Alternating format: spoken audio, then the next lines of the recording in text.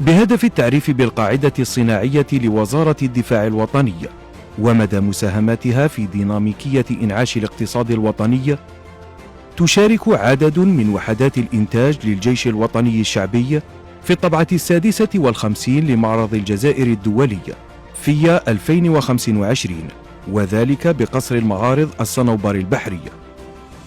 خلال هذا المعرض الذي سينظم في الفترة الممتدة من 23 إلى 28 جوان 2025، الجيش الوطني الشعبي سيكون ممثلا ب21 وحدة إنتاجية تابعة لكل من قيادتي القوات الجوية والقوات البحرية، دائرة الاستعمال والتحضير، دائرة الإشارة ومنظومات القيادة والسيطرة، المديرية المركزية للعتاد، وكذا مديرية الصناعات العسكرية لوزارة الدفاع الوطني.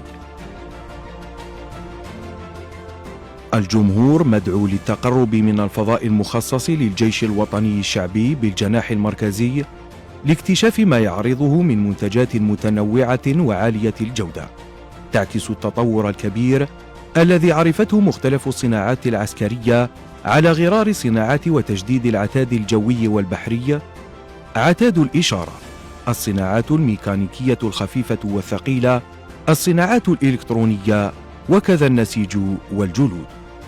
كونوا في الموعد.